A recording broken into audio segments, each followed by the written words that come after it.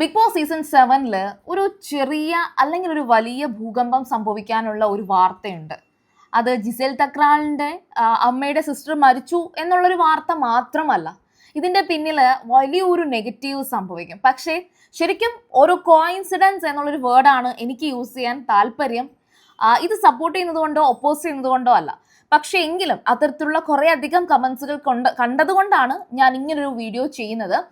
അതായത് സംഭവം വേറൊന്നുമല്ല, ജിസേൽ തക്രാളിൻ്റെ അമ്മയുടെ സിസ്റ്റർ മരിച്ചു. അപ്പോൾ അതുകൊണ്ട് തന്നെ ജിസേലിന് പോകേണ്ടി വരും. അതൊരു വാക്കൗട്ട് ചെയ്ത് പുറത്തു പോയി പിന്നെ ഇനി വരില്ലേ എന്നൊക്കെ ചോദിച്ചു കഴിഞ്ഞാൽ ഉറപ്പായിട്ടും തിരിച്ചു വരാനുള്ള നല്ല 100% ഒരു ചാൻസ് ഉണ്ട്. ബട്ട് ഓഫ് കോഴ്സ് അനുമോളും ജിസേലും തമ്മിലുണ്ടായിരുന്ന ഇന്നലത്തെ അടിയുടെ കേസ് അവിടെ പെൻഡിങ്ങിലാണ്. അത് ബിഗ് ബോസിന്റെ തന്നെ ഒരു ബോർഡ് നിശ്ചയിക്കുമെന്നും അതുപോലെ തന്നെ അതിന്റെ തീരുമാനം ലാലേട്ടൻ വരുമ്പോൾ പറയുമെന്നും നമുക്കറിയാം. അപ്പൊ അത് അവിടെ ഇരിപ്പുണ്ട് എന്നുള്ള കാര്യം ഓർക്കുക. അതിൽ അനുമോളും ഇൻക്ലൂഡഡ് ആണ്. അനുമോളും ചിലപ്പോൾ ഔട്ടായേക്കാം. അതെന്തുകൊണ്ട് അനുമോൾ ഔട്ടായി എന്ന് ചോദിച്ചാൽ അനുമോളാണ് ആദ്യം പോയി പ്രൊവോക്ക് ചെയ്തത്, ആദ്യം പോയി ജിസേലിനെ തൊട്ടത്. അതുകൊണ്ട് അനുമോളുടെ ഭാഗത്താണ് അവിടെ തെറ്റ്.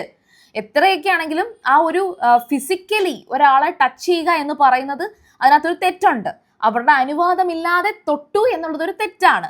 ബട്ട് അതൊരിക്കലും ഫിസിക്കൽ അസോൾട്ട് ആകുന്നില്ല. അതുകൊണ്ട് തന്നെ അനുമോളെ പറഞ്ഞു വിടേണ്ട ഒരു തെറ്റ് അവിടെ നടന്നിട്ടില്ല എന്ന് മനസ്സിലാക്കാൻ പറ്റും. കാരണം ഈ ഫിസിക്കൽ അസോൾട്ട് എന്ന് പറയുന്നത് ദേഷ്യത്തോടെ ബോധപൂർവം ഒരാളെ അടിക്കുക അല്ലെങ്കിൽ ഉപദ്രവിക്കുക എന്ന് പറയുന്നതിനെയാണ്.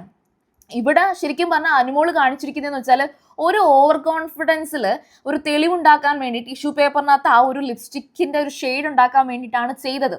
അത് ചോദിച്ചാൽ സമ്മതിക്കില്ല, അതുകൊണ്ട് ഞാൻ ചെയ്തു എന്നാണ് അനുമോൾ അതിന് കൊടുത്തിരിക്കുന്ന ന്യായം.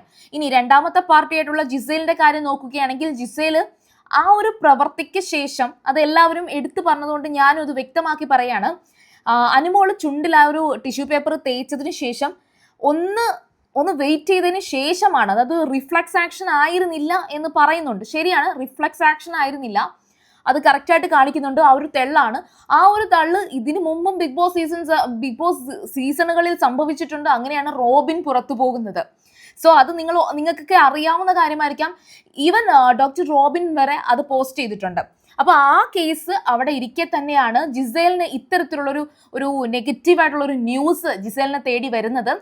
ജിസേലിൻ്റെ അമ്മയുടെ സിസ്റ്റർ മരിച്ചു എന്നുള്ളത് അവരുടെ തന്നെ ഒരു സോഷ്യൽ മീഡിയ പേജിൽ അത് ഞാൻ കണ്ടു, അത് വായിച്ചു. അപ്പോൾ ഇതിൽ നിന്ന് മനസ്സിലാക്കാൻ സാധിക്കുന്ന ഒരു കാര്യം, ജിസേൽ എന്തായാലും വാക്കൗട്ട് ചെയ്യും, പുറത്തു പോകും.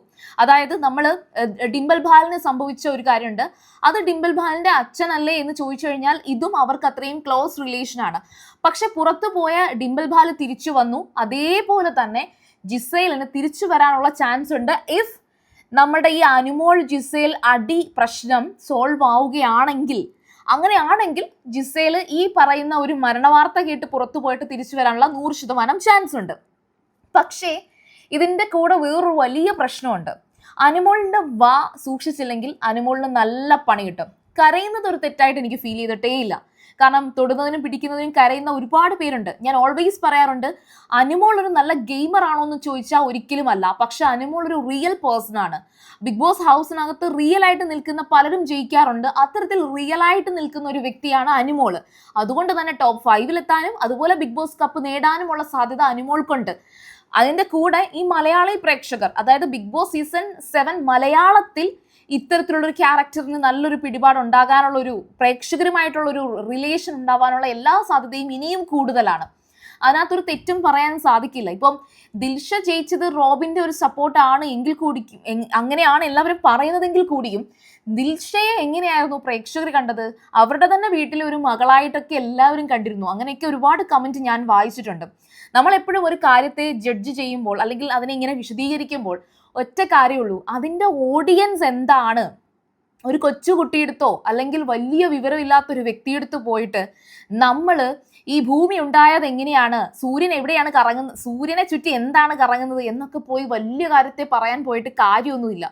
എന്ന് വെച്ചാൽ നമുക്ക് ഈ പറയുന്ന ബ്ലാക്ക് ഹോളിനെ കുറിച്ച് എക്സ്പ്ലെയിൻ ചെയ്യുന്ന ഒരു സ്പേസ് ഉണ്ടായിരിക്കാം. അറ്റ് ദ സെയിം ടൈം ഒരു സൈഡിൽ ഇതൊക്കെ തന്നെ മതി, ഇതൊക്കെ കേട്ടാൽ മതി എന്ന് പറഞ്ഞിരിക്കുന്ന കുറച്ച് ആൾക്കാരുണ്ടായിരിക്കാം.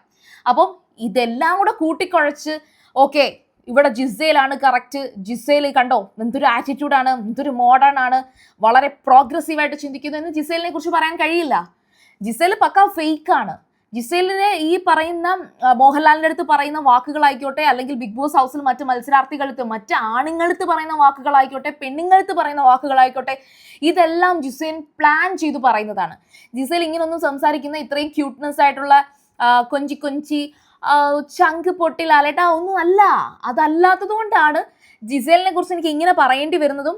അതുപോലെ അനുമോൾ എന്ന് പറഞ്ഞൊരു വ്യക്തി റിയൽ ആയതുകൊണ്ടാണ് അനുമോൾ കരയട്ടെ എന്ന് പറയുന്നതും. പക്ഷേ അനുമോൾക്ക് വലിയൊരു പണി വരാൻ പോകുന്നുണ്ട്. അനുമോൾ അവിടെ എല്ലാവരെയും ബ്രാഗുന്നുണ്ട്.